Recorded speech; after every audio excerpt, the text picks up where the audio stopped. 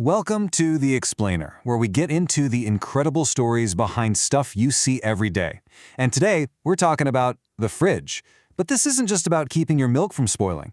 This is a story about how the simple act of creating cold, well, it sparked a revolution, it toppled a global empire, and it completely reshaped the world as we know it. And it all kicks off with a desperate doctor and a really deadly disease. All right, so let's get right into it. This whole story, it doesn't start with some brilliant inventor in a lab. Nope. It starts with a crisis. See, back in the 19th century, a simple block of ice, frozen water, could be worth more than almost anything else. We're talking serious money. So you've got this guy, Dr. John Gorey, and he is in the middle of an absolute nightmare. It's 1841 in Florida. It's brutally hot, and yellow fever is just tearing through the population. His patients are dying, and the only thing that seems to work is cooling them down. He's literally hanging pans of ice over their beds to try and break these terrible fevers. But here's the catch. To save just one person, he needed a huge amount of ice every single day. Getting that much ice in Florida? Yeah, that was pretty much impossible. So where did this life-saving ice even come from? It had to be shipped thousands of miles all the way from the north through this massive, well, you could call it an empire of ice. And this whole thing was controlled by just one man, a guy they called the Ice King. And as Dr. Gorey is watching his patients suffer, watching his ice supply dwindle, he knows he has to do something. He has to find a way to break the Ice King's grip on the world. Okay, so how on earth does one guy get a monopoly on ice? I mean, it literally falls out of the sky for free, right? Well, it all goes back to a tragic memory and an idea that, at the time, sounded completely insane. So let's talk about this guy, Frederick Tudor, and see how he built this incredible ice empire from scratch. So you look at this timeline, and it's just wild. What drove this guy? It was personal tragedy. He was convinced his brother died from a fever because there was no ice available. So he gets this crazy idea to ship ice to the tropics. And his first attempt? Oh, it was a complete disaster, a total financial catastrophe. He loses everything, ends up in debtor's prison. You'd think that's the end of the story, right? But no. It's there, at his absolute lowest point, that he has a breakthrough, the one that would make him a king. So what was Tudor's big secret? Well, it wasn't some brand new technology. He was actually using ancient science, stuff people had known for centuries. He figured out that if you pack ice super tightly, you minimize how much of it is exposed to the air, so it melts slower. And he shipped massive blocks of it. This is where something called the square cube block comes in. Basically, the bigger the block, the slower it melts relative to its size. It's genius. He was basically taking these age-old ideas like how ancient Persians stored ice and scaling them up to an industrial level. But here's the thing. Tudor wasn't just good at shipping. He was a brilliant and, honestly, a pretty ruthless businessman. He knew he didn't just have to supply ice, he had to create the demand for it. So what does he do? He goes to bars and gives them ice for free, just to get people hooked on cold drinks, on cocktails. Then he innovates on the supply side, invents a horse-drawn plow to harvest ice way faster, cutting his costs by 2/3. He even used sawdust, which was basically garbage from sawmills, as a free, super effective insulator. And all the while, if anyone even thought about competing with him, he would aggressively undercut them and drive them straight into the ground. A true monopoly. So Tudor gets incredibly rich, right? But his empire did so much more than that. It completely changed the way people lived their lives, what they ate, how they ate, even where they could live.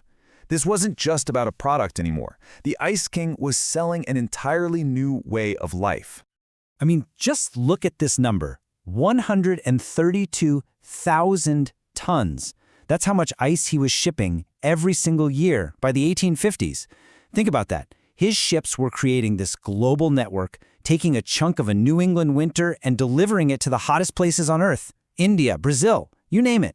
He took something people saw as a hassle, frozen ponds, and turned it into one of the biggest industries in America. But maybe the biggest, most world-changing thing to come out of all this was an idea called the cold chain. It sounds a little technical, but it's really simple. Tudor's industry started filling up railroad cars with ice. And that created this refrigerated network that, for the very first time in human history, let fresh food travel all the way across the country without spoiling. And you can see the impact right here. It completely reorganized America. Before ice, if you wanted fresh meat in a city, you had to ship live animals in. It was inefficient, it was dirty, just imagine the smell. But with the cold chain, you could process the meat in huge hubs like Chicago and ship it out. Cities got cleaner. And produce, things like California apricots or Florida strawberries, they went from being rare, local treats to things you could buy anywhere. It even gave us the name iceberg lettuce because they would just pile mounds of ice on it to ship it. Okay, so let's go back. Back to Florida. Remember Dr. Gorey, the guy watching his patients die from yellow fever? Well, while the Ice King is building this global empire, Dr. Gorey is still haunted by what he saw, and he's about to challenge that entire empire, not with ships or sawdust, but with a radical new invention that came from just a simple, clever observation. He basically figured out a key principle of physics. You know how when you pump up a bike tire, the pump gets hot? That's compressed air.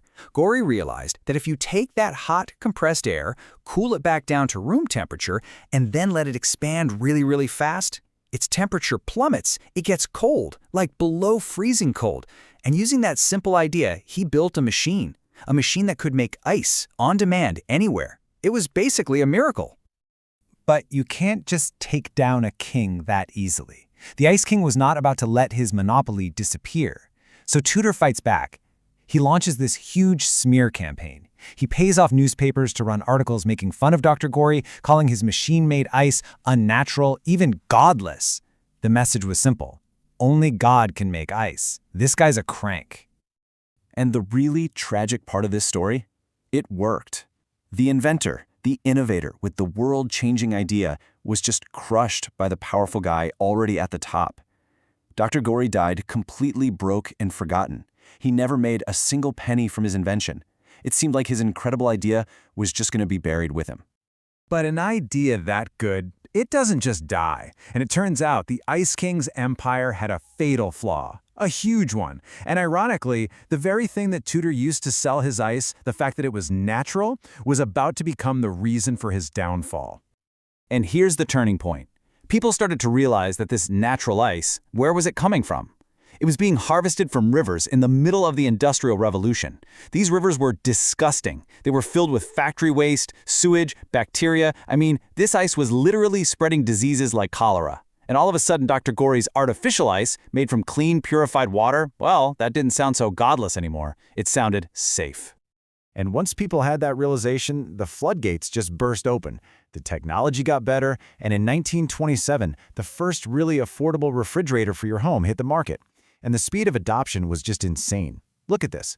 In 1930, only about 8% of homes have one. But by 1944, 85%. 85! In just a little over a decade, the fridge went from a crazy luxury to a standard part of every kitchen. It spread even faster than the car. And just like that, the Ice King's massive empire, it melted away forever. But the story doesn't end with fresh food in our kitchens. Dr. Gorey's idea, that simple principle of making cold, is everywhere now. It's absolutely essential for modern medicine. Think about transporting vaccines, insulin, blood donations. It's used to cool the giant particle colliders at CERN. It keeps the super-sensitive instruments on the James Webb Space Telescope from overheating. It's not just about food. The ability to remove heat, it basically unlocked huge chunks of modern science. And that's a pretty wild thought to end on, isn't it? For thousands of years, humanity knew how to create heat. We mastered fire. We could add energy to the world. But the ability to remove energy, to create cold, to just slow things down, that's brand new, really only in the last 150 years. And look at the revolution it caused. It just makes you wonder, what's the next form of environmental control we'll master? And what kind of world will it create?